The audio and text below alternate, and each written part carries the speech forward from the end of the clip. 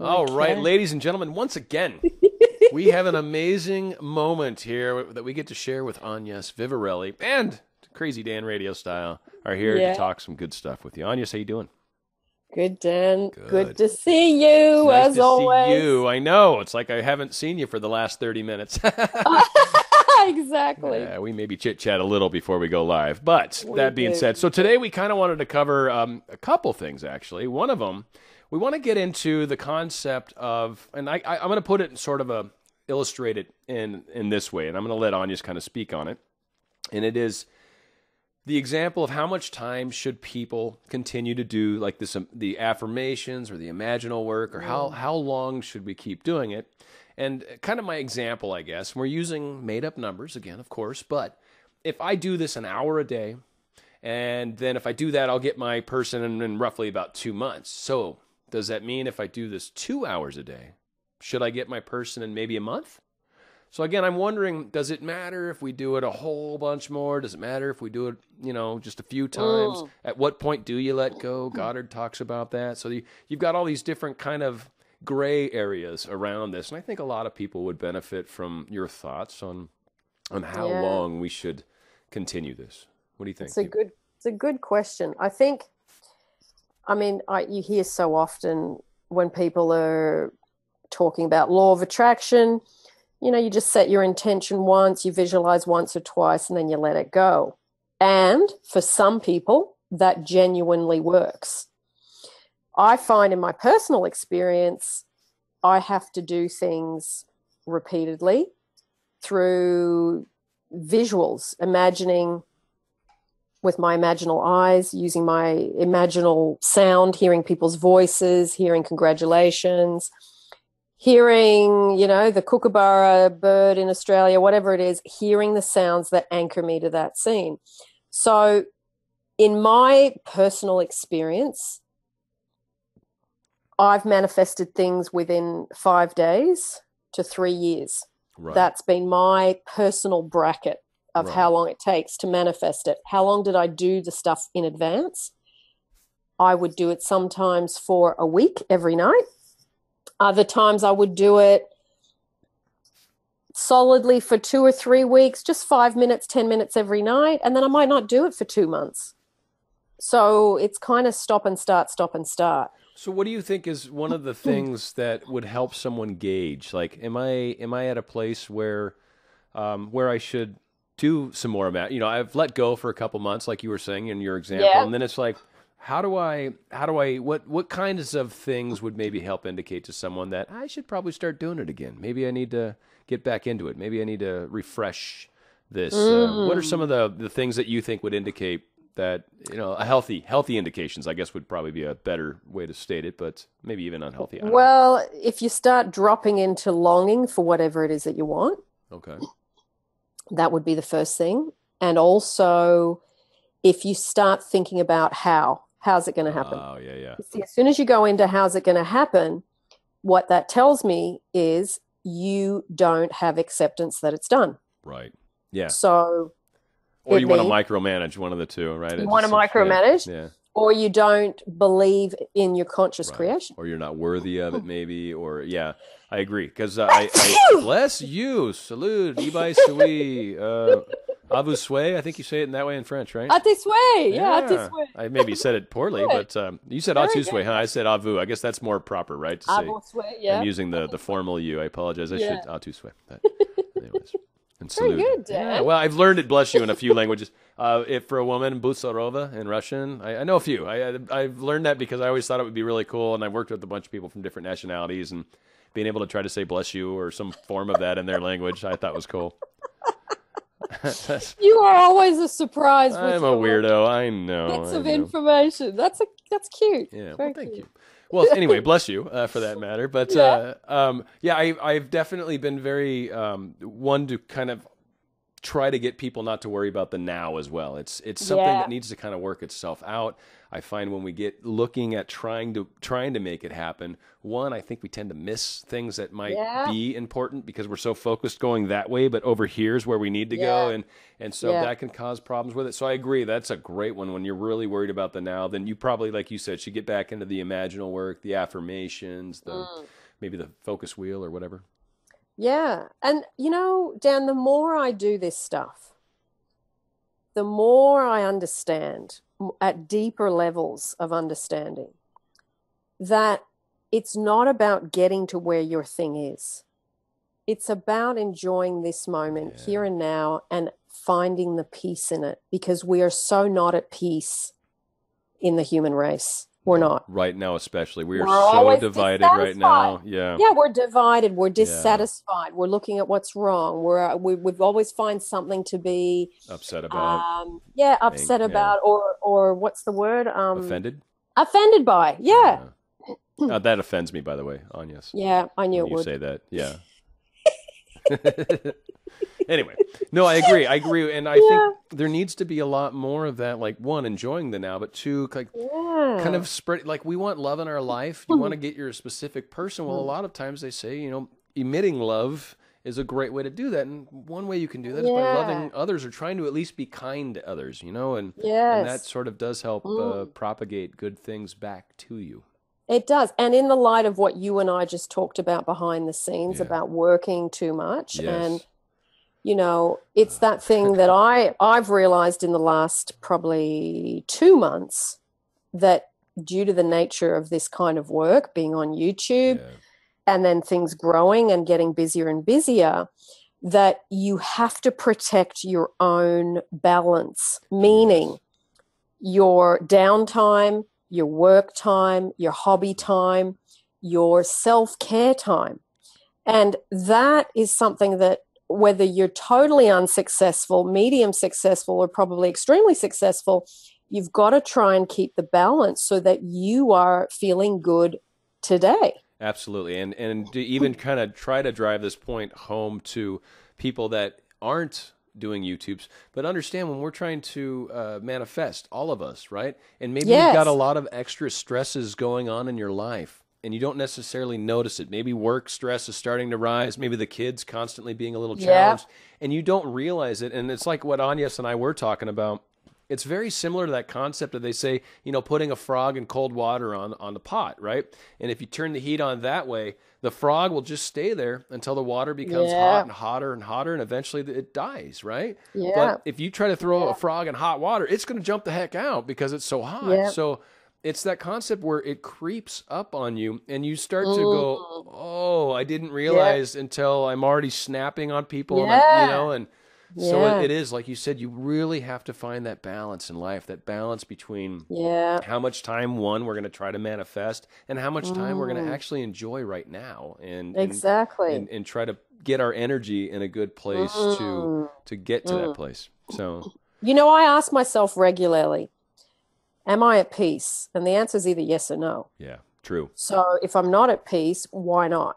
Right. It's because I am tired. It's because I've given out too much. It's because I haven't been out to exercise. It's because I haven't eaten enough or I've eaten too much. So I ask myself that question so I can bring myself back to balance. Right. And when I do that, I'm much, much better at, one, being creative, and two, just being in my optimum state just for my own self for that hour, for that half a day, for that whole day. Right. Now, so you still haven't really told people about your mixed martial arts career. So that's when we're talking tired, you're not referring to your last cage fight match, right? That's not, so if we're not, I just want to make sure. So no, it's because she's busy with YouTubes. Sorry. She's not actually a cage fighter. I made that up. That's not true. You weren't supposed to mention that. I didn't know if it was real yet. I didn't know if you told people. I didn't know. I'm sorry. We might have to edit that out. We'll see. So people should only keep kind of going at it. You think kind of if they get to that place where maybe they're starting to have doubts, or maybe they're questioning the process, maybe they're maybe it just makes them feel better. I don't. Are there maybe, and maybe examples I just gave might fall into this category, but are there maybe cases where there's you would tell people to be mindful or be cautious if this is where you're at? Maybe it's more of a self-love thing, or maybe it's more of a, because I think that distinction might be hard sometimes for people too. So I'm curious what the almighty Agnes Vivarelli has to say. I didn't even catch I love what you. you I said. can't. Well, the question is is there question? when people are trying to do this they're maybe they took 2 months off, right? And they're wondering if they need to get back into it. Are there maybe negative paths that sometimes people say, "Oh, I need to work on the affirmations and the manifesting, the imagining more." But are there like negative ones where you would say, well, maybe actually that sounds more like self-love. So I don't think you should so much be worried about trying to manifest the SP right now as much as trying to get yourself in a good place, because you seem to have a lot of negativity. Maybe you're self-doubt. Maybe you find yourself being grumpy about a lot of different things going on around you, like we were talking about, where you get stressed. And really at that point, trying to manifest your SP, maybe take a day off or two from that and get your energy good. Exactly. And you know what? As soon as I see, whether it's a face-to-face with someone or an email or in the Q&As that I do, whatever it is, the contact I have with people around manifesting, as soon as I hear any kind of urgency, that tells me instantly that people's self-love is not in balance. Now let's talk about that for a quick second, because I've mentioned that a bunch too, and to me that's an instant handbrake. To me, it's an instant handbrake. If the question out of your mouth is, "How can I do this faster?" And that was the purpose to my question. If I can do 1 hour a day and get her in 2 months, does that mean if I do 2 hours a day, that'll get her in 1 month? Boom! Already, you just ripped up your handbrake. You're done. You're sitting still. Yeah. And what that says is, I know that love is over there. It's not over here with me. It's over there with that person. And I have to find out how to get over there quickly. That is a spiritual dis-ease. Yes. And it's completely distorted. And it's completely, you got your ladder up the wrong wall. Totally. I love that phrase. Never heard that before, but that is awesome. Makes sense, right? What the hell's up over there? The light's over here, bud. What are you doing? You're climbing a ladder, and you've missed the whole thing about getting yourself in balance first. And this is the wonderful thing about having, if by chance you've got a specific person that you want, the specific person, because of the pain you're in of not being with them because they've walked away or they've left you, especially in a breakup scenario. Yes, absolutely. Yeah. You are then, and you do not believe this at the time because you're in a lot of pain, but you are in a very good position to finally dissolve and make peace with your own issues of I'm not loved and I'm not good enough. Because really, between every kind of breakup, those two things will come up. Yep. And you will feel it. And you got to understand that obviously something caused the breakup. There was something there that caused a disharmony. And to think for 1 second that there's not things that need to be fixed in order to have a chance at a relationship again is missing the entire point of why you broke up to begin with. And exactly. So, absolutely. Very critical. And the specific person really is doing you such a favor that you are now forced to be with yourself, forced to love yourself. If you can stop all that external madness, obsession, addiction to try and get them back and actually look at yourself and deal with that. If you deal with that, you will become emotionally attractive again. Yes. And that's why I keep kind of talking. That's why they leave. Yeah. Because you're emotionally unbearable. Yeah, and that's why I've been talking a lot to my viewers, especially too, is it's really important for us to work on us. That is how we make this specific person come to us quicker, is by making ourselves as good as we possibly can, as quick as we possibly can. Yeah. And that's where I think a sense of urgency can certainly be nice, because it causes you to focus inward a bit more than you normally might. And once you get that part ironed out, oh man, things start falling into place. It literally just boom, boom, doors open, people walk out. Holy crap, how is my timing so perfect? It's amazing. And if someone wants to leave you, you go, well, see you later. Don't let the door hit you on the way out, because I've still got me. Yes, exactly. I love me enough. On to their ankles while they're trying to slide you through the doorway. And you say, I'm good with bringing imagery to it. That's awesome. Dragging them out the door. Come on, let go of me, woman. That's so rad. Yeah. I mean, it's so, it's so common when you're desperate. So this is a perfect place probably because I think we're getting towards the longer side. And I want to hit your second part. And I think we talked on this subject really good, but I think this is a perfect place to segue into one of the more powerful processes, and I think maybe it's Goddard, but I want to let you kind of spin this one up because this was totally your thing that you brought to the table, and I don't want to ruin it. I don't want to take it away. No, come on, piggyback on it. I like it. I'll piggyback, sweet. Come on, girl, go, yeah. All right, we got this. So one thing that's very powerful is the concept of assumption, a concept of assuming. Yeah. And you were talking about how when the assumption or when you assume, you actually kind of create kind of more of a concrete kind of thing within our minds, I guess. I want to, is that kind of what you were? Yeah, it was Neville's comment, assumptions harden into fact. So you put your assumption out, and that could be, they don't love me. Oh, and then bad assumptions too. I didn't even think about that. I was thinking about good assumptions. Yeah, I was going to do the good ones second. Perfect. But yeah, so they harden into fact. The person walks away from you because you've assumed I'm not good enough and they don't love me. So, of course, it has to harden into something, which is a big outline of where they used to be, and they're not there anymore. They're gone. So you can then change your assumption, I am loved, and they love me, or just I am loved in general. And then someone appears, and it hardens into fact. And that very thing of Neville Goddard's is such a simple thing. But we do not assume that other thing that we want. See, I had this thing. I'm going to give you a simple example. We so often think, and I hear this a million times a month via email, they didn't reply to my text. They didn't respond to my yes. And then I'm getting anxiety and I'm getting fear and I feel hear sick. This all the time too. Yeah.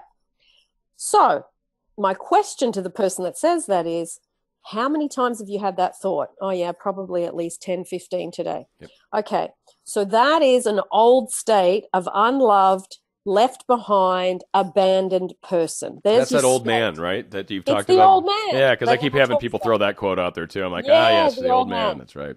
Yeah, so the new assumption to go over the top and replace that would be the thoughts of someone who is loved and has a good relationship. So why not think, why does this person call me all the time? They call me all the time. I need to do some work. Right. Yeah, they're bugging me. Have you had that thought? Never. So that's the thought of a person who has someone that contacts them all the time. So that's the thought you need to practice 10 to 15, 20 times a day. There you go. That's the new assumption. And the beautiful part about that, too, is even if you don't actually currently believe it, isn't it better to assume the better thing? Is it not? Even if you're wrong at first, keep assuming it, because who gives a crap? You're just making up your own mind. But then what you'll find is that your life starts to actually shape like your assumptions. What you tend to believe, what you tend to assume, what you tend to expect from a situation oftentimes will manifest itself in your life. And it does. Like I said, when you get our energy good and you start kind of just playing these, like you start being a little more, like assuming, I don't want to say positive, but that kind of, that's that same. It goes with it. Around quotes, it's that whole general, just looking more in the things I'd like to experience versus things I don't want to experience. Yeah. And when you kind of live that way and you've got yourself figured out and ironed out, things fall into place. You literally could be walking down the sidewalk and your person could walk out of some business 2 doors down right as you're walking towards them. What are the odds? You'd be amazed what crazy stuff can happen. So I love the assumption it's interesting you say that, because there was a viewer that she was a viewer. She viewed my channel. I didn't know her. And yesterday, I'm in my local little tiny street. And she recognized you? Yeah. That's awesome. I keep waiting. But get this, Dan. She not only recognized me, I had a hat, I had a scarf on, I had a winter coat. Yeah, it's like 1 degree, right? Yeah, it was 1 degree. Ridiculous. And I had 2 little packs of eggs, six in a box, and my maple syrup. I walked out of the shopping center. She walked straight out of the pharmacy And I'd literally, if I was 2 seconds ahead or 2 seconds behind, we would have missed each other. And I hear her say, "Excuse me, are you Agnes Vivarelli?" And I went, "What the heck?" And I turned around and I'm thinking, I don't know this person because I don't really know anyone. Yeah. I keep to myself in London because I like working and I like being with my partner. And I liked, my friends are in Sydney, so it's very social when I go there. But when I'm here, I get time alone. There you go. And we went and had a coffee. Anyway, this lovely young woman called Peggy, she said to me, "I've often thought how much I wanted to meet you." And I said, "You know what? I am more surprised than you are." Yeah. And it was so lovely. We spent an hour together, and she literally lives like 5 minutes away from me. That's awesome. And she said, "I knew you were in London, but I had no idea." I mean, London's a huge city. It takes like 3 hours to get from one side of it to the other. We were in the same spot because of her focus. That's pretty amazing. One of those amazing moments. It was an amazing moment for me. Well, and on top of that, and actually, like I was saying, like to me, that will be like the day where I realize my channel's actually gotten, because it's worldwide, right? So the idea of bumping into someone locally that knows me from my channel is outside of, like, again, we were talking about, like you said, believing or assuming things. Maybe I should assume. I should assume that all sorts of people are going to run into me. They're like, "Oh my God, you're Dan RadioStyle. No way." And I'd be like, "How the hell did you find me?" Like, that's amazing. I was so awesome. Surprised because she manifested me. But it was the synchronicity of just walking out, bang, I'm right perfect. There. Yeah. And she would have seen me just from the front for like a second, but because I was past her when she said my name. And you're all movie starred up, you got a hat on, glasses, probably the big giant Elton John glasses, right? No one would know you from anywhere. That's awesome.